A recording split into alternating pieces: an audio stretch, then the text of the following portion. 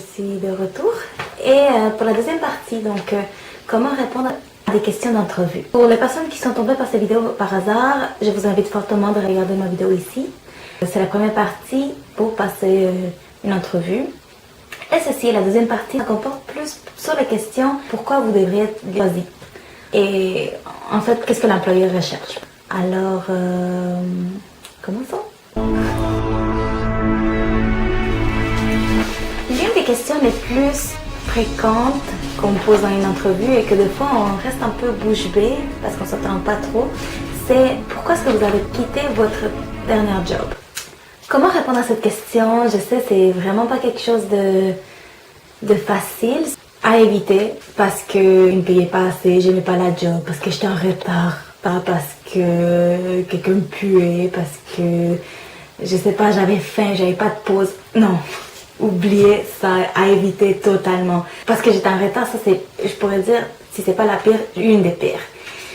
Vous devrez plutôt dire parce que je recherche un travail qui est plus axé à mon domaine ou simplement parce que mon ancien job était très loin. Je préfère un travail qui est plus proche de chez moi, qui est plus lié à mon domaine. Donc vous amenez ça d'une façon plus positive vers pourquoi vous voulez ce travail-là. Alors que la question était pourquoi est-ce que vous avez quitté l'autre travail. Par exemple, dans mon cas, pourquoi j'ai quitté mon ancien job? Parce qu'il n'y avait pas de possibilité d'avancement. Donc, je suis prête pour un nouveau challenge. Vous voyez, vous amenez un peu de fraîcheur, vous amenez ça d'une façon positive. Surtout dans une entrevue, laissez tomber vraiment tout ce qui est la négation. Donc, rien de ne pas. Oubliez le ne pas, positivisme. Question numéro 2. Qui êtes-vous? Premièrement, on est terrorisé. Qui suis-je? On est perdu totalement avec nos amis. Moi, je suis une fille, je viens de tel pays, je suis sagittaire. On nous pose ça comme question dans un travail et on ne sait pas trop comment répondre, on ne veut pas faire des faux pas. Alors, première chose, je vous conseille fortement d'avoir votre CV en main. Comme j'avais dit dans la première vidéo, vous avez 2 copies que vous amenez à l'entrevue, une pour l'employeur et une pour vous. Vous le sortez, vous avez le droit, même que c'est mal vu, vous le mettez devant vous et vous pouvez parler un peu de vos expériences. Donc, moi, je m'appelle Romina, j'ai de l'expérience surtout avec la relation client. J'ai fait ci, j'ai fait du bénévolat, j'ai étudié ici dans ces domaines. Mon but dans la vie, c'est ça. C'était quoi mes accomplissements. Donc, vous parlez de vous positivement, vous amenez avec un sujet un peu plus général, comme j'étudie puis là, vous dites votre domaine d'études, et je m'en vais là. Donc, du général au plus précis. Et c'est ce qu'ils veulent. Quelqu'un a une méthode comment répondre. Quels sont vos points faibles? Pendant cette question, on va vraiment rentrer dans la tête de l'employeur. Il veut que vous auto-évaluez et que vous trouvez des points faibles que vous avez ou vous allez améliorer. Lui, qu'est-ce qu'il cherche? C'est un challenge. Pourquoi est-ce que vous vous améliorez? Qu'est-ce que vous faites pour vous améliorer? Par exemple, vous avez votre CV et là vous dites, bon, comme vous pouvez le voir dans mon CV, un de mon points faibles, ça serait que j'ai pas trop d'expérience dans ce domaine-là, mais que j'apprends très vite et que je suis surtout vraiment motivée à avoir ce job. Alors, même si ça serait un point faible, vous êtes en train déjà d'apporter une solution et vous dites que vous apprenez vite. Donc, même si c'est un point faible, il y a la place à l'amélioration. Un autre exemple, ça serait, j'ai beaucoup d'attentes envers moi-même. Pourquoi est-ce que c'est un point faible? Parce que quand je vise vraiment très haut, ou vous dites que peut-être vous êtes trop ambitieux, puis c'est un point faible, parce que justement, vous vous donnez trop de pression. Souvent, vous êtes un petit peu déçu de vous-même parce que vous n'arrivez pas à l'auteur ou comment vous croyez que vous allez arriver. Une autre réponse, ça serait parce que je suis trop compétitive. Dans quoi c'est un point faible?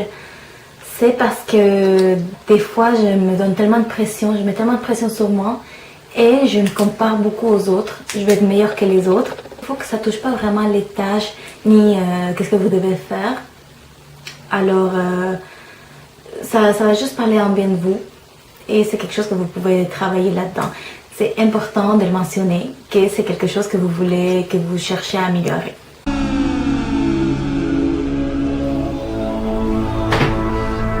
Oh, vous êtes là? Prochaine question. Pourquoi est-ce qu'on devrait vous choisir vous? Ok, cette question-là, elle est vraiment intimidante. Pourquoi? Parce que on vous vise vous et vous devez vous faire remarquer des autres candidats. Il faut se vendre. Justement, c'est nos qualités, nos points forts. Pourquoi est-ce que c'est compliqué? C'est parce qu'il y a une ligne qui limite le fait de se vendre et le fait de trop en faire. Et justement, on ne veut pas atteindre cette ligne-là parce qu'on ne veut pas passer non plus par quelqu'un qui se pense trop bon.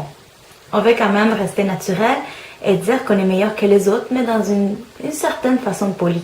Je vous conseille fortement de vous pratiquer et de choisir des mots-clés qui ressortent dans la fiche de poste. En fait, je ne sais pas si je l'ai dit, mais chaque fois que vous dites un point fort, une qualité, il faut que vous l'expliquiez. Ça, c'est la deuxième partie que la plupart des candidats, ils oublient des fois.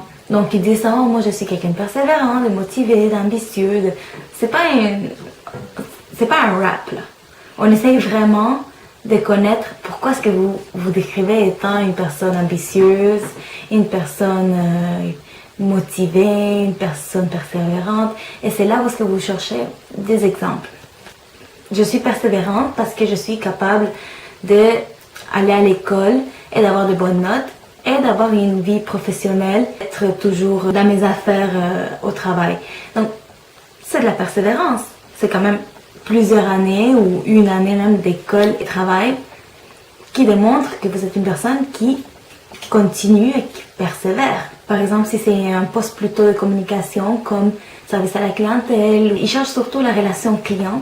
Donc vous pouvez dire, moi j'ai une bonne écoute active, je suis quelqu'un de souriant, je suis quelqu'un de dynamique, de positif.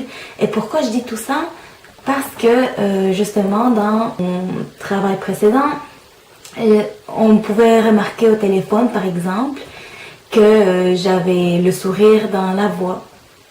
Le sourire dans la voix, ça veut dire que même s'ils sont dans le téléphone, ils peuvent entendre votre sourire, ils entendent que vous n'êtes pas endormi et que vous êtes dynamique, vous êtes quelqu'un qui a une bonne communication, j'ai une bonne écoute active. Pourquoi? Parce que les personnes à qui je parle, ils sentent que je suis là, je les écoute et que je suis capable de résoudre leurs problèmes. Donc, voyez-vous, ça démontre que j'ai une bonne écoute active si je suis capable de résoudre des problèmes, parce que je suis capable de trouver le problème. Alors, c'est ça qui est vraiment important, c'est trouver les mots-clés et les expliquer. Donc, si vous avez d'autres questions, surtout n'hésitez pas à les écrire en commentaire. Et voilà, donc ça conclut pas mal mon vidéo aujourd'hui. Petit conseil pratique, toujours remercier l'entrevue, donc dire merci beaucoup pour votre temps, merci, grâce à vous, j'ai pris connaissance sur le poste et ça confirme encore plus mon envie de faire partie de votre compagnie. Donc, toujours finir avec une note positive. Vous pouvez finir également aussi banalement que dire merci beaucoup pour votre temps, ça serait quoi la prochaine étape? Donc, c'est bien vu poser une question par la suite. Ça démontre que vous êtes intéressé. C'est quoi la prochaine étape? Est-ce que je vous appelle? J'attends votre appel dans 2 semaines ou quoi que ce soit.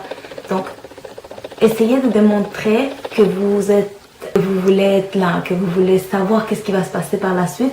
Vous n'allez pas juste attendre chez vous dans le salon devant la télé. Oh, il faut m'appeler. Non, prenez l'initiative. Et une autre chose également, après l'entrevue, envoyer une lettre de remerciement, c'est toujours bien vu. Encore une fois, je vous remercie pour le temps, nanana. J'espère que si vous avez quoi que ce soit, comme des questions de plus, si vous avez besoin de ma lettre de référence ou quoi que ce soit, si vous oubliez quelque chose, envoyez un email et remerciez l'entrevue-eur. Et un autre conseil pratique, surtout, n'oubliez pas de éteindre votre cellulaire avant l'entrevue. C'est un petit truc truc qu'on oublie toujours est pas le mettre en vibration ni en sonnerie parce que c'est vraiment désagréable quand quelqu'un vous appelle puis ça commence à vibrer, vous devenez tout nerveux et là vous oubliez qu'est-ce que vous êtes en train de dire. Donc surtout, mettez votre téléphone en silence. Sinon ça peut être très inconvénient. Comme par exemple maintenant. Donc c'était mon vidéo pour aujourd'hui. J'espère que ça vous a plu et que ça va vous être utile pour l'entrevue. Surtout, commentez en bas comment c'était votre entrevue. Et likez ma vidéo, partagez-la, mettez-la en favori, parce que je sais que je suis votre favorite. J'aimerais avoir des idées pour la prochaine vidéo. Ça ne va pas nécessairement sur des entrevues. Ça peut être sur des astuces ou quoi que ce soit dans la vie quotidienne. Donc, je vais vous laisser savoir par mon Twitter ou Instagram qui sont en bas. Alors, sur ça, je vais vous laisser. Je vais vous souhaiter une bonne chance pour votre entrevue et on se revoit une prochaine fois. Bye guys!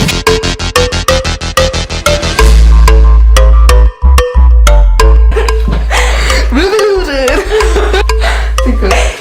Et ici, je vous présente